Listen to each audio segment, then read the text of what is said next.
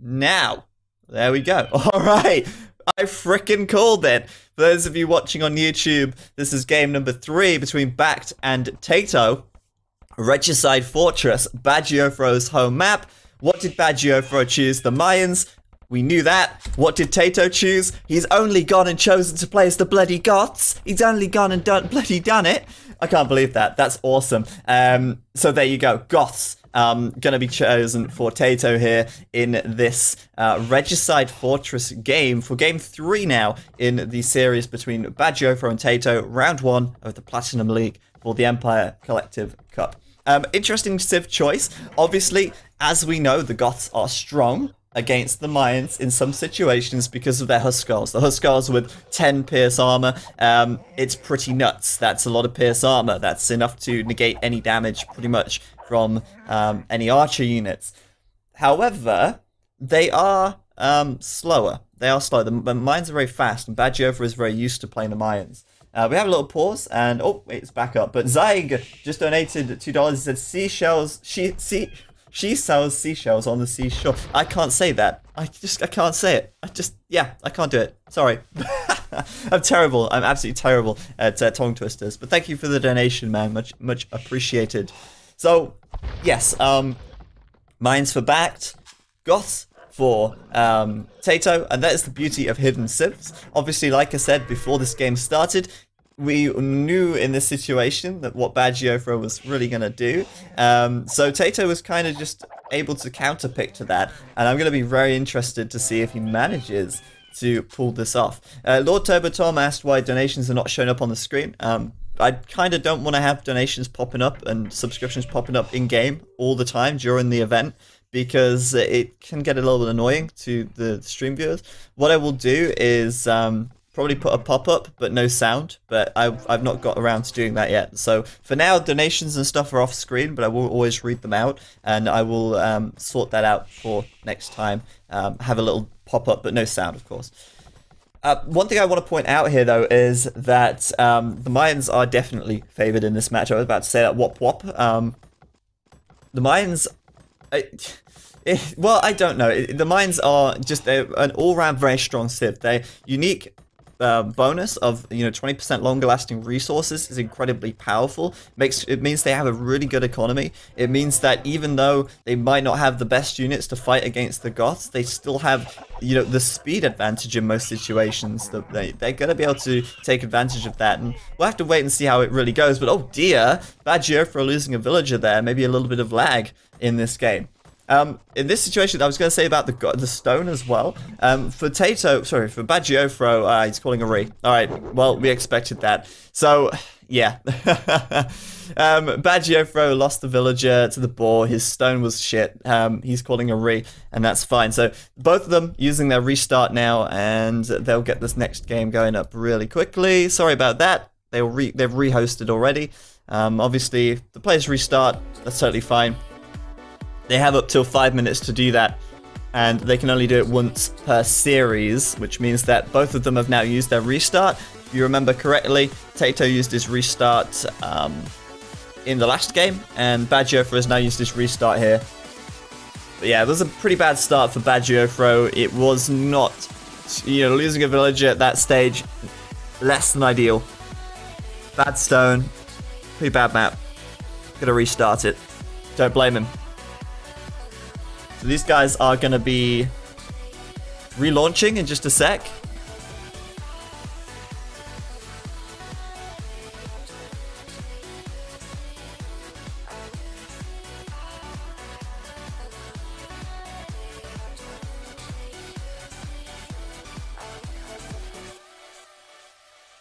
Alrighty, so we're about ready to go in just a moment. Sit tight.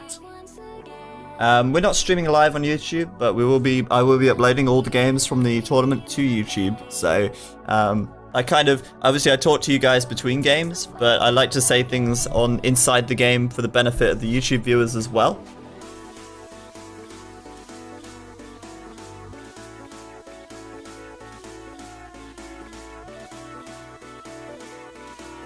So we're waiting for these guys to relaunch now, and I think, considering this is the very first set of games, This is probably going to be one of the longest set of games in the tournament, actually, as well. It's very unusual for a game to go to 2 hours, and that first game was pretty long as well. With Regicide Fortress coming up, we could see another fairly long game, but though, you know, Regicide generally a lot faster start due to the extra villagers and all that stuff. Okay, so here we go. Back in game, and oh, what? Hold on. BacT said to go back or something. Hold on, not sure what's going on.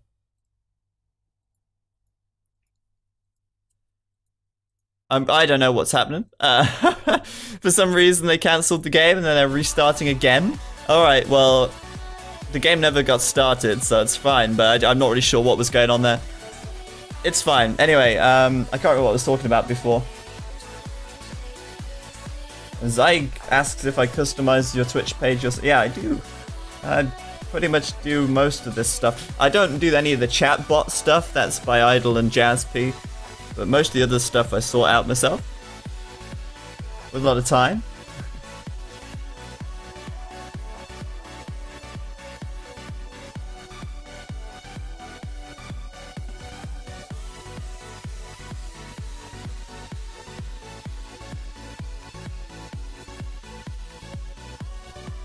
I need a good stretch.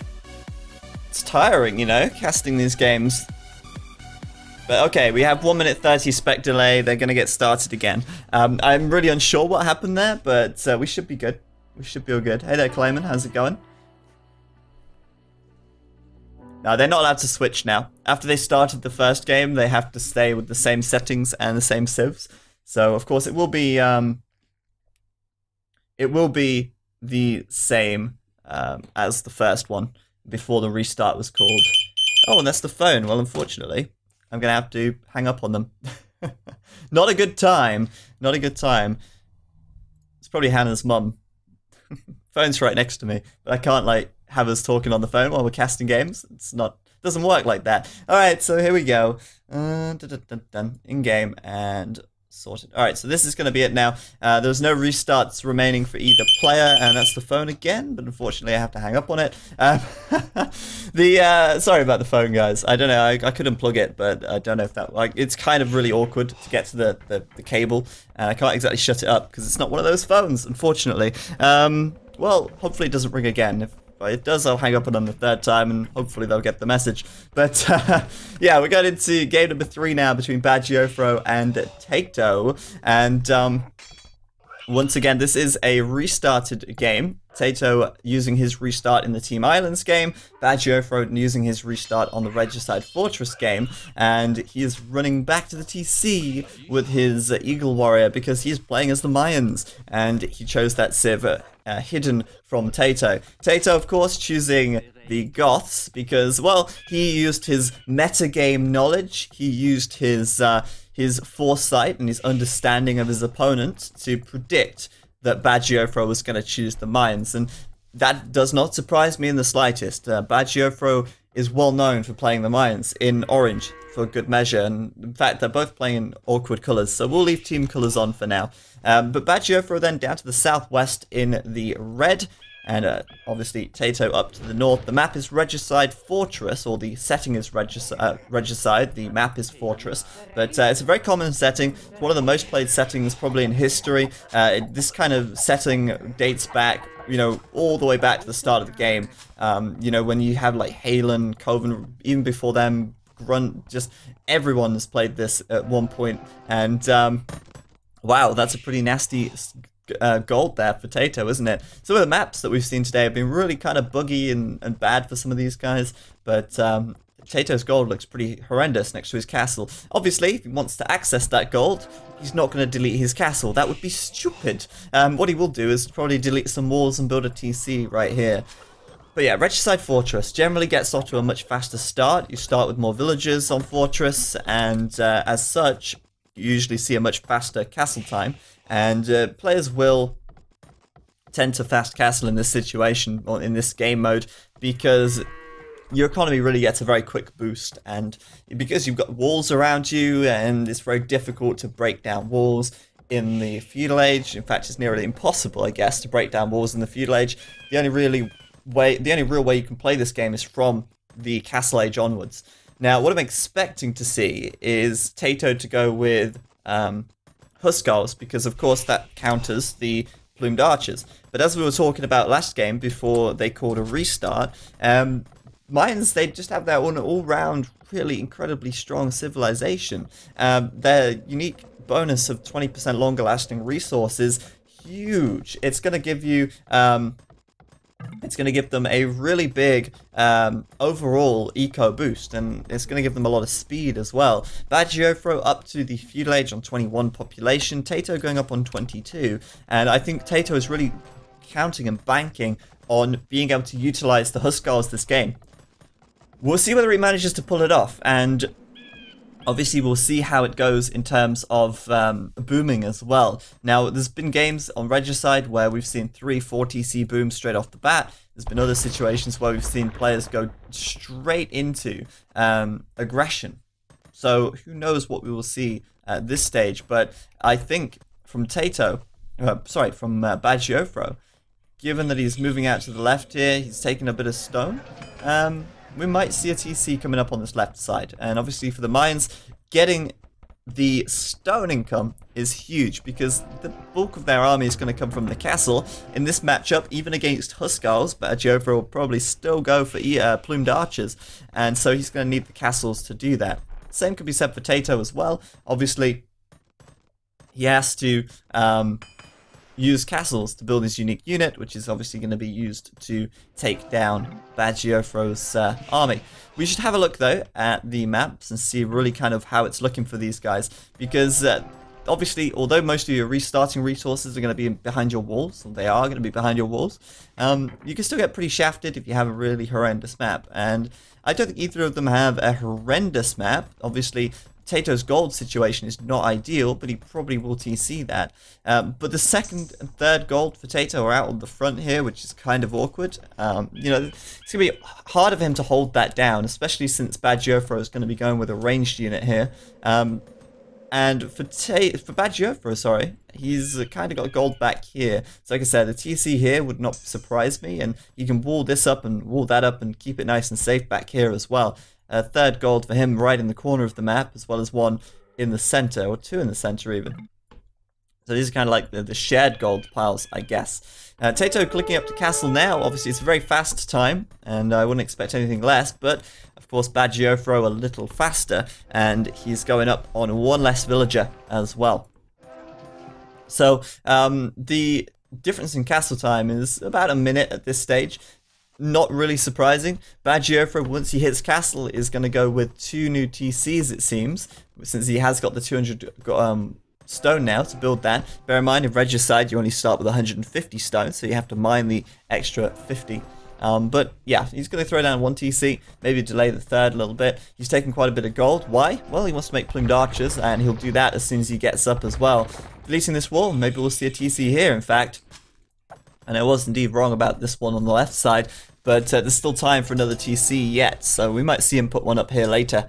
In fact, rushing to your third TC is often not the best way to do it. If you rush your third TC too quickly, and you don't have the villager count or the economy to support production, you'll end up just building a TC and leaving it idle anyway. So in this situation, building the second TC and then delaying and then building the third is probably the better way to do it. The plumed archers coming out. Why is he making plumed archers? Well, he wants to take map control. He wants to prevent his opponent from getting out of these walls too easily. He wants to maybe find some villagers from over the walls and find everything he can. So, TaToH right now, up to castle as well. And he is doing something a little different. He's taken 100 stone, in fact. So actually, I thought, sorry, 200 stone. I thought he'd only taken 100 stone. I thought he only had, let me rephrase that. I didn't think he'd taken any stone, sorry. If we have a look at that stone pile, he's not actually taken any. What he did was buy stone. He used the gold here to buy stone so he could build his second and third TC. I guess for the Goths, it's kind of nice, actually, to start with some stone walls, because otherwise they won't be able to build any. So I'm supposing in TaToH's situation, he doesn't actually want to delete any walls because he wants to make the most of them. But yes, plumes all over the place, and maybe gonna find some vills on the front as well. TaToH already giving up that map control from the castle. Well, no Huskarls yet, and again, not really surprising. He's gone straight up to 3 TCs. So for TaToH now, it's going to be really difficult for him to even keep his TCs producing villagers, let alone making Huskarls as well. So he's kind of just given up the map. He's letting BacT have it, and he's hoping that maybe he'll pull ahead in the boom, and once he gets the Huskarls out, he'll be able to push out quickly, and he'll be able to deal with the plumed archers. Of course, the plumed archers have a lot of speed as well, so they can run away if they need to.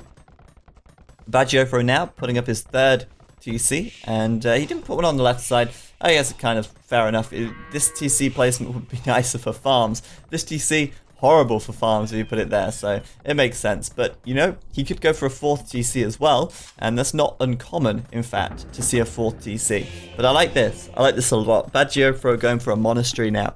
And although he's not got that much gold income yet, he's sending more villagers out to gold now. A monastery actually is a very, very, very good idea. It's a stroke of genius, in fact, almost. The reason for that is because Huskarls are going to be pretty weak to monks. I mean, they're going to get converted pretty easily. And if you convert some Huskarls and keep a good number of plumes out as well, then BacT is going to be able to really get a big advantage from that. So taking some gold, maybe going to make a few monks here or there.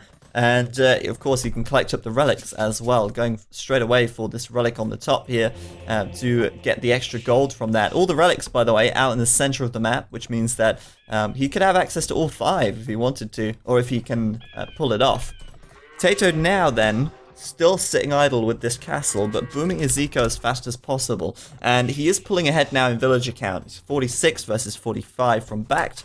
But of course, as we know, BacT with that 3rd TC, so it's probably about even there overall. The only real difference is that BacT has spent some resources on military, I guess, and so far not finding any kills, and neither of them finding any kills for that matter. So I'm really wondering what TaToH is going to do about his gold situation here. He's only going to be able to get 6 villagers on gold unless he deletes this wall, and this is a real awkward situation for him because 6 villagers on gold, pardon me, is not really enough. He's going to need more than that. If he puts more than 6 on here, they'll start blocking and start bumping, and that can be really difficult. So he's going to do gold mining, maybe reduce the number he needs. It's not going to really make that much difference yet. Gold mining is not going to make up for, I think it'll probably add about 1 more villager's worth of gold income in on this gold pile, but at the moment, not enough. And so far, BacT still with that map control, still taking those relics, and we have a blocked villager on this gold. There you go. They're all mining away safely now. But as this 5th one and 6th one come in, it's going to get awkward, and deleting that castle is not an option.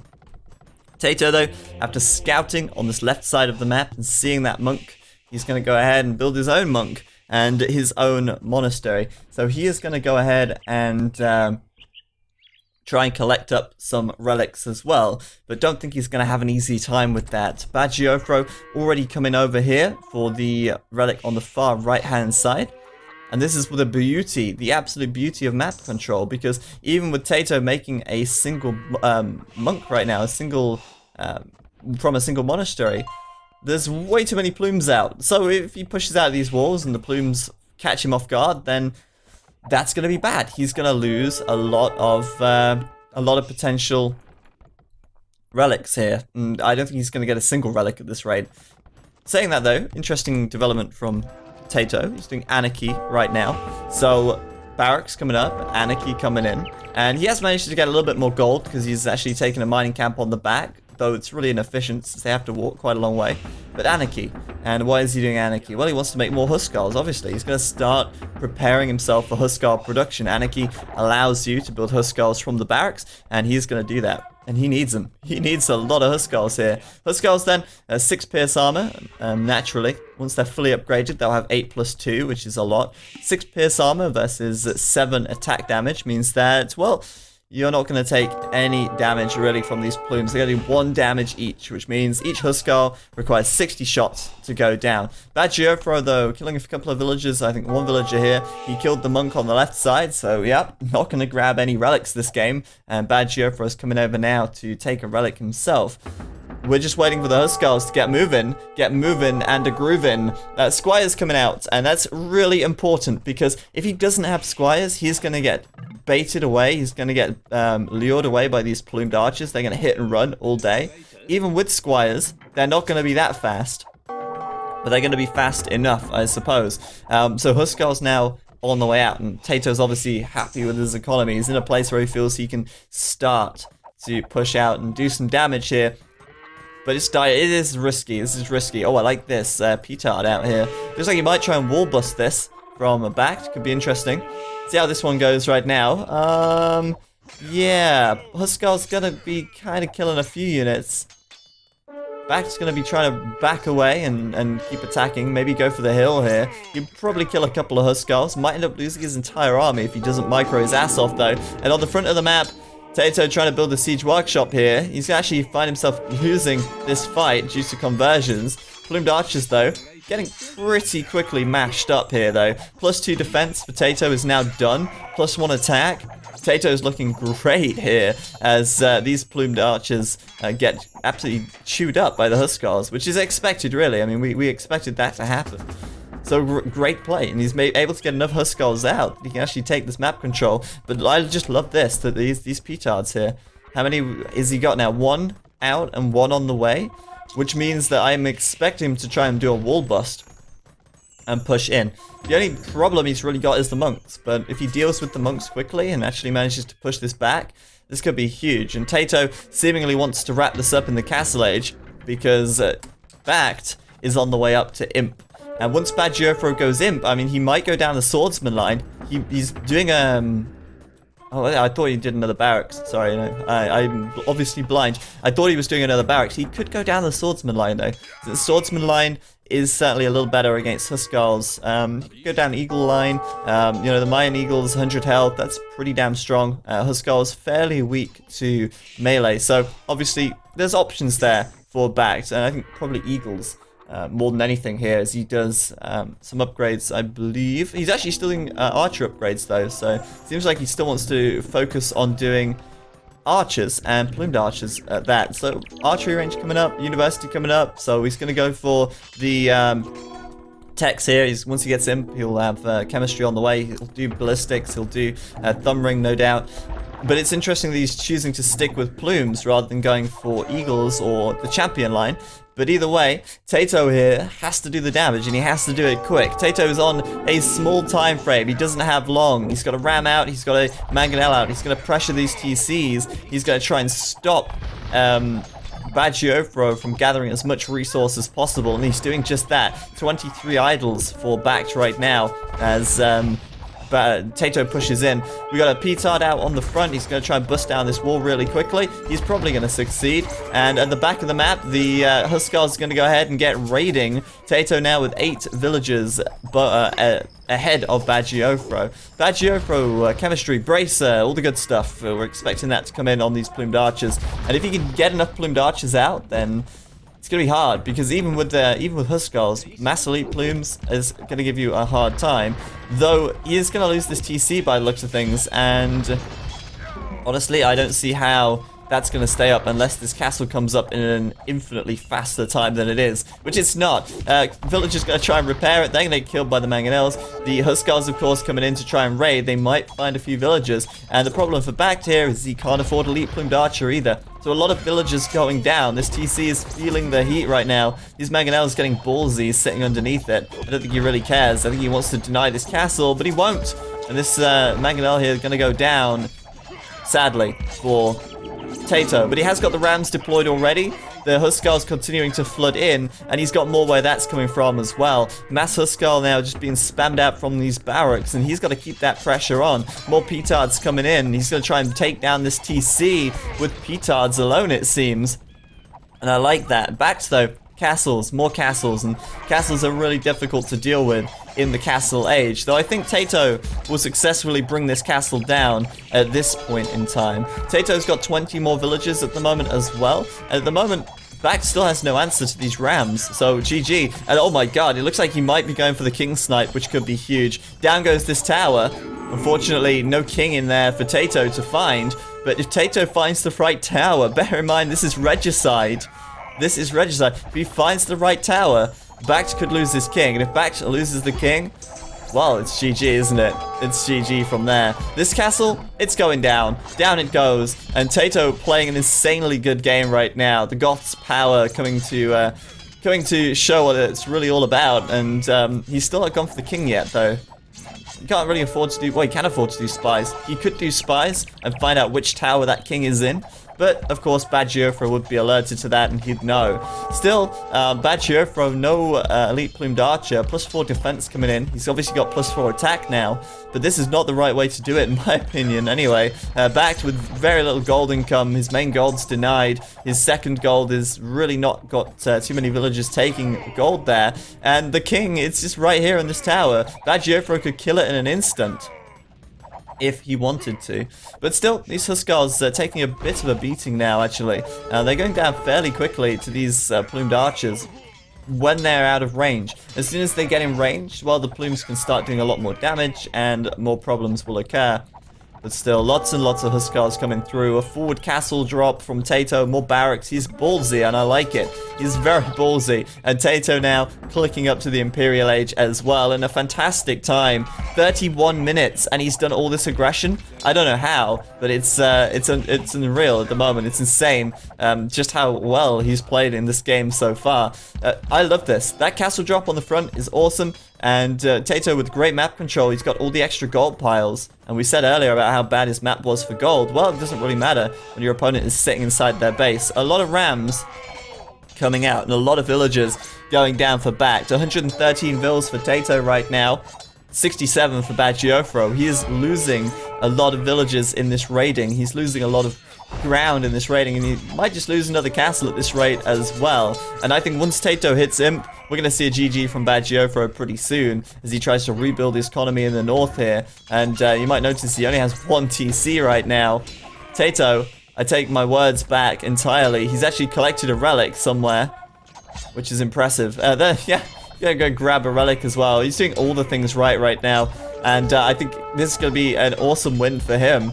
And a very, very well anticipated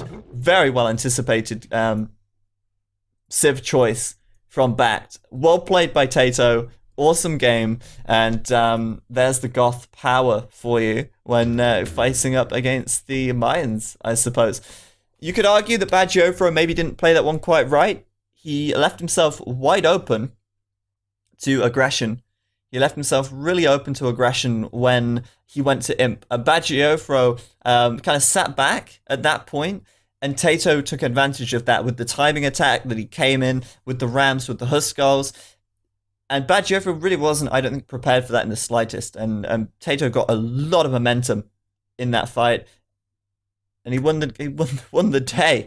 At the end of it, he came out on top, and that is good for him, I guess, because TaToH, maybe not the favorite to win this set, but he is guaranteed a draw right now as he gets the second win under his belt, meaning that the score is now 2-1 to TaToH, with the final game, the fourth and final game, coming up in just a moment's time. So I'm going to come out the game right here. And these guys